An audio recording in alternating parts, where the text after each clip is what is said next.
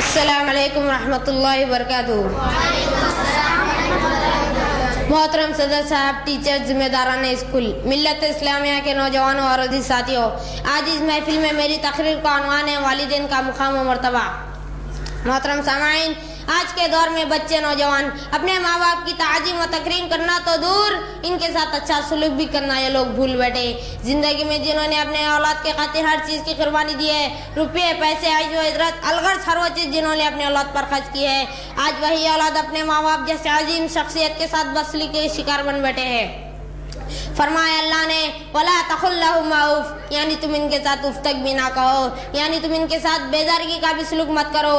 محترم سامعین، فرمایا آپ صلی اللہ علیہ وسلم نے الجنت تحت اقدام الامہات، یعنی ماں کے قدموں تلے جنت ہوتی ہے، یعنی اس کی خدمت سے جنت حاصل ہوتی ہے۔ والدین کے مقام و مرتبے کے متعلق دین اسلام میں تعلیمات بھری پڑی ہے، مگر افسوس افسوس ہمارے معاشرے میں ہمارے مسلم بچے نوجوان اپنے ماں باپ کے ساتھ بدسلوکی کرتے ہیں، ان کی اطاعت نہیں کرتے اور ان کے ساتھ مذاق کرتے ہیں اور ان کو گالی دیتے ہیں، الغرض ہر وہ سلوک کرتے ہیں جس سے ان کو تکلیف پہنچتی ہے۔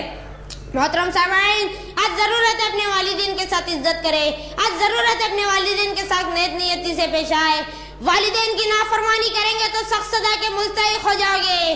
آؤ جاگ جاؤ، آج اس موقع پر ہم سب عہد کر لیں گے، آج سے ہم اپنے والدین کو ذرا برابر بھی تکلیف نہیں دیں گے، ذرا برابر بھی ان کے ساتھ بدسلوکی کا اظہار نہیں کریں گے انشاءاللہ۔ آخر میں الہ العالمین سے دعا ہے کہ الہ العالمین ہم تمام کو والدین کے ساتھ نیک سلوکی کرنے کی توفیق عطا فرمائے، آمین۔ وآخر الدعوانا الحمدللہ رب العالمین۔ السلام علیکم ورحمۃ اللہ وبرکاتہ۔